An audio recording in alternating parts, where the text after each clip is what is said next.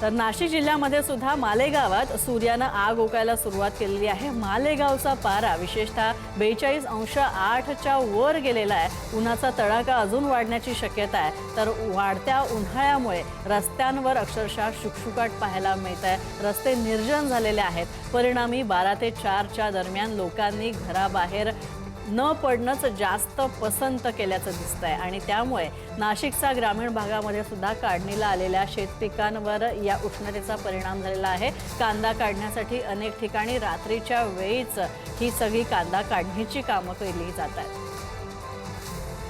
संपूर्ण महाराष्ट्रात उन्हाने थैमान घातलेलं आहे। विदर्भात बघितलं आपण तर 44 टेम्परेचर आहे व महाराष्ट्रातील आपण नाशिक जिल्ह्यातील मालेगाव येथे आलेलो आहे व मालेगाव येथे आपण बघू शकतोय संपूर्ण शुकशुकाट आहे व मालेगाव येथे आजचा जर आपण टेम्परेचर बघितलं तर मग 42 सेल्सिअस टेम्परेचर आहेत। आपल्यासोबत काही नागरिक आहेत, त्यांच्यासोबत जाणून घेऊया। दादा, आपण कुठं जात आहात व कुठून आले ते सांगाल? आम्ही एक लग्नाचा कार्यक्रम होता बुवा, पिंपळगावहून चंदनपूरला जात होतो। गोंधळाचा कार्यक्रम होता तो आपण आता दाबळी रस्त्यावर उन्हाचा फार करत असताना आपण थंड बिंड घेऊ बुवा, इथंच होतं दाबळी एरिया। आता आम्ही जेवण करून आमच्या गावी पिंपळगावला चाललो। हो, ठीक आहे। बघितलं आपण की जे नागरिक आहेत ते पण उन्हाच्या ज्या तडाख्याने आहेत ते खूप परेशान झालेले आहेत व प्रशासनाने आता दखल घेण्यास सांगितलेलं आहे नागरिकांना की 12 ते 4 कोणी घराबाहेर निघू नये, पाण्याचा वापर जास्त करावा। मी प्रदीप पाटील, पुढारी न्यूज, मालेगाव।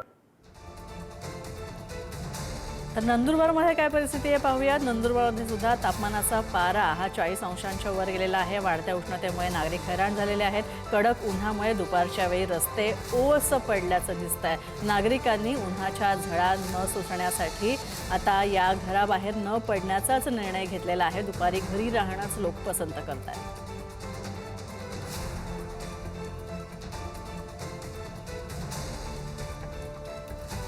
तर सोलापुरात सुद्धा उन्हाची धग कायम आहे आणि सोलापूरमधील तापमानाचा पारा 42 अंशांच्या वर जाऊन पोहोचला असतानाच दुसरीकडे हवामान विभागानं सोलापूर जिल्ह्यामध्ये पावसाचा येलो अलर्ट सुद्धा जारी केलेला आहे। त्यामुळे ठिकठिकाणी हलका ते मध्यम स्वरूपाचा पाऊस पडेल अशी शक्यता सुद्धा आहे। सोलापूर, सातारा, सांगली, कोल्हापूर या जिल्ह्यामध्ये काही ठिकाणी गारपीट होण्याची सुद्धा शक्यता आहे आणि त्यामुळे नागरिकांनी सतर्क राहावं असं प्रशासनानं सांगितलं।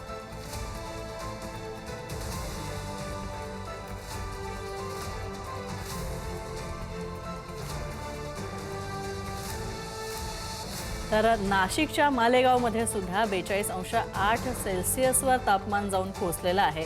उन्हाचा कडाखा वाढलेला आहे आणि आणखी उन्हाची झळ वाढण्याची शक्यता सुद्धा आहे आणि वाढत्या उन्हामुळे रस्ते तसंच बाजारपेठांमध्ये अक्षरशः निर्जन रस्ते पाहायला मिळतात। शुकशुकाट पाहायला मिळतोय। नागरिकांनी बाहेर न पडणंच पसंत केलेलं आहे। तर मालेगावचा पारा 42.8 वर जाऊन पोहोचला असून उन्हाचा तडाखा अजून वाढण्याची शक्यता आहे। वाढत्या उन्हाचा परिणाम मानवी जीवनावर सुद्धा होतोय। लोकांनी बाहेर न पडणंच पसंत केलंय।